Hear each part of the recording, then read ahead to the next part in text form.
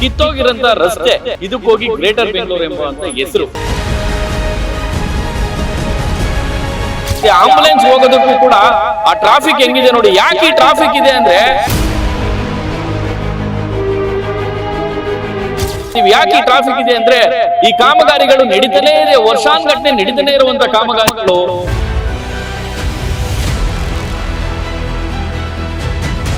ಈ ಫುಟ್ಪಾತ್ಗೆ ಇದೇ ಸರ್ಕಾರ, ಇದೇ ಬಿಬಿಎಂಪಿ ಕೋಟ್ಯಾಂತರ ರೂಪಾಯಿ ವ್ಯಯ ಮಾಡುತ್ತೆ. ಯಾರಪ್ಪನ ಮನೆ ದುಡ್ಡು? ನಿಮ್ಮ ತೆರಿಗೆ ದುಡ್ಡು. ಆಂಬುಲೆನ್ಸ್ಗೆ ದಾರಿ ಬಿಡಿಸ್ಕೊಡೋದಕ್ಕೂ ಕೂಡ ಯೋಗ್ಯತೆ ಇಲ್ಲದಂತ ಸ್ಥಿತಿ ನಮ್ಮ ಗ್ರೇಟರ್ ಬೆಂಗಳೂರು ಎಲೆಕ್ಷನ್ ಕೂಡ ಬರುತ್ತೆ. ನಿಮ್ಮ ಮತ ಯಾರಿಗೆ?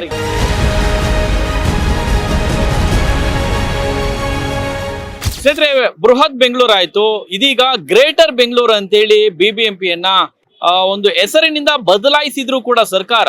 ಆದ್ರೆ ಈ ಬಿಬಿಎಂಪಿಯ ಹಣೆ ಬರಹ ಮಾತ್ರ ಈ ಜನ್ಮಕ್ಕೆ, ಈ ಶತಮಾನಕ್ಕೆ ಬದಲಾಗುವಂತ ಲಕ್ಷಣಗಳಂತೂ ಕಾಣ್ತಾ ಇಲ್ಲ. ಯಾಕಂದ್ರೆ ಕಿತ್ತೋಗಿರೋ ಈ ರಸ್ತೆಗಳು, ಕಿತ್ತೋಗಿರೋ ಈ ಜನಗಳು ಅಂತ ಏನ್ ಹೇಳ್ಬೇಕು ಗೊತ್ತಿಲ್ಲ. ಯಾಕೆ ಅಂದ್ರೆ ನೋಡಿ, ವೋಟ್ ಹಾಕಿ 5 ವರ್ಷಕ್ಕೊಂದ್ಸಲ ಕೈ ತೊಳ್ಕೊಂಡು ಸುಮ್ಮನೆ ಆಗ್ಬಿಡುವಂತ ಜನರಿಗೆ ಯಾರೊಬ್ರಿಗೂ ಕೂಡ ಜನಪ್ರತಿನಿಧಿಗಳನ್ನ, ಶಾಸಕರನ್ನಾಗ್ಲಿ, ಮಂತ್ರಿಗಳನ್ನಾಗ್ಲಿ ಅಥವಾ ಮಾಜಿ ಪಾಲಿಕೆ ಸದಸ್ಯರುಗಳಿದಾರಲ್ಲ, ಅವ್ರ ಯಾರನ್ನು ಕೂಡ ಪ್ರಶ್ನೆ ಮಾಡುವಂತ, ಕೇಳುವಂತ, ಧೈರ್ಯವಾಗಿ ಪ್ರಶ್ನೆ ಮಾಡುವಂತ ನೈತಿಕತೆಯನ್ನೇ ಕಳ್ಕೊಂಡಿರ್ತಾರೆ. ಯಾಕಂದ್ರೆ ನೋಡಿ, ಎಲೆಕ್ಷನ್ ಬಂತು ಅಂದ್ರೆ 1,000ನೋ 2,000ನೋ ಅಥವಾ ಆ ಲೋಕಲ್ ಲೀಡರ್ಗೆ ಒಂದಿಷ್ಟು ವೋಟ್ ಇದೆ ಸರ್ ನನ್ನ ಕೈಯಲ್ಲಿ ಅಂತೇಳಿ 5 ಲಕ್ಷ ಕೊಟ್ಬಿಡೋದು, ಅಲ್ಲಿ ಕೈ ತೊಳ್ಕೊಂಡ್ಬಿಡ್ತಾರೆ. ಅದಾದ್ಮೇಲೆ ಒಂದಷ್ಟು ಜನಕ್ಕೆ, ಒಂದಷ್ಟು ಪಾರ್ಟಿಗಳಿಗೆ ಮತ ಹಾಕ್ಸಿರ್ತಾರೆ. ಅದಾದ್ಮೇಲೆ ನೋಡಿ, ಈ ಜನಪ್ರತಿನಿಧಿಗಳು ಆ ಕಡೆ ತಲೆ ಹಾಕೋದು ಇಲ್ಲ. ಯಾವನಾದ್ರೂ ಹೋಗಿ ಧೈರ್ಯವಾಗಿ ಕೇಳ್ತಾನೆ ಅಂತ ಕೂಡ ಅಲ್ಲಿ ಹೇಳಲಿಕ್ಕೆ ಬರೋದಿಲ್ಲ. ಯಾಕಂದ್ರೆ ದುಡ್ಡು ಕೊಟ್ಬಿಟ್ಟಿರ್ತಾರಲ್ಲ, ಸೊ ಪ್ರಶ್ನೆ ಮಾಡೋದಕ್ಕೆ ಬರೋದಿಲ್ಲ. ಯಾಕೆ ಇಷ್ಟೆಲ್ಲ ಪೀಠಿಕೆ ಆಗ್ತಾ ಇದೀವಿ ಅಂತ ಹೇಳಿದ್ರೆ, ಗ್ರೇಟರ್ ಬೆಂಗಳೂರು ಹಣೆ ಬರಹ ಹೆಂಗಿದೆ ಗೊತ್ತಾ? ಈ ಕುರಿತು ನಿಮ್ಗೆ ತೋರಿಸ್ಕೊಡುವಂತ ಪ್ರಯತ್ನ ಮಾಡ್ತೀವಿ. ಕಿತ್ತೋಗಿರಂತ ರಸ್ತೆ ಇದಕ್ಕೋಗಿ ಗ್ರೇಟರ್ ಬೆಂಗಳೂರು ಎಂಬುವಂತ ಹೆಸರು. ಸೊ ನಿಮ್ಗೆ ಈ ವಿಡಿಯೋ ತೋರಿಸ್ತೀವಿ ನೋಡಿ. ಸರ್ಕಾರ ಬಂದು 3 ವರ್ಷ ಕಳೀತಾ ಬಂದಿದ್ರು ಕೂಡ ಈಗ 3ನೇ ವರ್ಷ ಕಾಲಿಟ್ಟಿದೆ ಸರ್ಕಾರ. ಆದ್ರೂ ಕೂಡ ಇನ್ನು 2 ವರ್ಷ ಅವಧಿ ಇದೆ.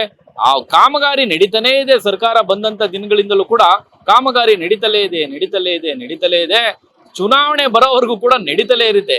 ಈಗಷ್ಟೇ ಒಂದಷ್ಟು ಏನು ಗ್ರೇಟರ್ ಬೆಂಗಳೂರು ಎಲೆಕ್ಷನ್ ಅನೌನ್ಸ್ ಆದ ನಂತರ, ಅಂದ್ರೆ ಇನ್ನೂ ದಿನಾಂಕ ಕೂಡ ನಿಗದಿ ಆಗಿಲ್ಲ, ಬಟ್ ಯಾವಾಗ ನ್ಯಾಯಾಲಯ ಹೇಳ್ತು ಇಲ್ಲ ನೀವು ಮಾಡ್ಲೇಬೇಕು ಅಂತೇಳಿ, ಸರ್ಕಾರ ಕೂಡ ಹೌದು ನಾವು ಗ್ರೇಟರ್ ಬೆಂಗಳೂರು ಎಲೆಕ್ಷನ್ ಮಾಡ್ತೀವಿ ಅಂತೇಳಿ ಯಾವಾಗ ಮುನ್ನೆಲೆಗೆ ಬಂತು, ಆ ಕ್ಷಣದಿಂದ ಒಂದಷ್ಟು ರೋಡ್ಗಳಿಗೆ ತಾರನ್ನ ಅಥವಾ ಕಾಂಕ್ರೀಟ್ ಅನ್ನ ನೋಡುವಂತ ಭಾಗ್ಯ ಸಿಕ್ಕಿದೆ ಅಂತ ಹೇಳ್ಬೋದು. ನೋಡಿ, ನೀವೇ ಪ್ರತ್ಯಕ್ಷವಾಗಿ ನೋಡ್ತಾ ಇದ್ರಿ, ಇಲ್ಲ ಆಂಬುಲೆನ್ಸ್ ಹೋಗ್ತಾ ಇದೆ. ಆಂಬುಲೆನ್ಸ್ ಹೋಗೋದಕ್ಕೂ ಕೂಡ ಆ ಟ್ರಾಫಿಕ್ ಹೆಂಗಿದೆ ನೋಡಿ. ಯಾಕೆ ಈ ಟ್ರಾಫಿಕ್ ಇದೆ ಅಂದ್ರೆ ನೋಡಿ, ನಾವು ನಿಮ್ಗೆ ಪ್ರತ್ಯಕ್ಷವಾಗಿ ತೋರಿಸ್ತಾ ಇದೀವಿ. ಯಾಕೆ ಈ ಟ್ರಾಫಿಕ್ ಇದೆ ಅಂದ್ರೆ ಈ ಕಾಮಗಾರಿಗಳು ನಡೀತಾನೇ ಇದೆ, ವರ್ಷಾನುಗಟ್ಟಲೆ ನಡೀತಾನೆ ಇರುವಂತ ಕಾಮಗಾರಿಗಳು, ಕಿತ್ತೋಗಿರೋಂತ ರಸ್ತೆಗಳು ನೋಡಿ. ಆಂಬುಲೆನ್ಸ್ಗೆ ದಾರಿ ಬಿಡಕ್ ಆಗದೆ ಇರೋ ಅಷ್ಟು ಟ್ರಾಫಿಕ್.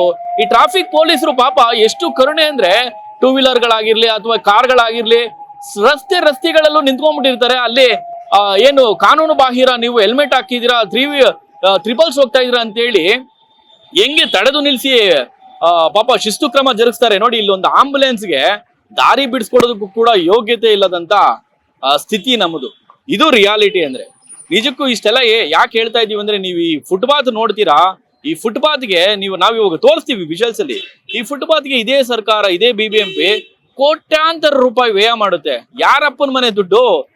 ನಿಮ್ಮ ತೆರಿಗೆ ದುಡ್ಡು. ಈ ಫುಟ್ಪಾತ್ ಸ್ಥಿತಿ ಹೆಂಗಿದೆ ಗೊತ್ತಾ? ಅಲ್ಲಿ ಏನೋ ಗಾಡಿ ಹಾಕೋದಂತೆ, ಅಲ್ಲಿ ಇನ್ನೇನೋ ಬೇರೆ ಬೇರೆ ವಹಿವಾಟುಗಳನ್ನ ನಡೆಸೋದಂತೆ, ಫುಟ್ಪಾತ್ ಸ್ಥಿತಿಯನ್ನು ಹಾಳು ಮಾಡ್ಬಿಡ್ತಾರೆ. ಸೊ ಇದೆಲ್ಲವನ್ನು ಕೂಡ ಇವತ್ತು ನಿಮಗೆ ತೋರಿಸ್ತಾ ಹೋಗ್ತೀವಿ. ಇದಕ್ಕೆ ನಿಮ್ಮ ಅನಿಸಿಕೆ ಏನೋ ಕಮೆಂಟ್ ಮಾಡಿ. ಅಂದಾಗೆ ಇನ್ನೇನು 5-6 ತಿಂಗಳಲ್ಲೇ GBA ಗ್ರೇಟರ್ ಬೆಂಗಳೂರು ಎಲೆಕ್ಷನ್ ಕೂಡ ಬರುತ್ತೆ. ನಿಮ್ಮ ಮತ ಯಾರಿಗೆ? ಕಮೆಂಟ್ ಮಾಡಿ.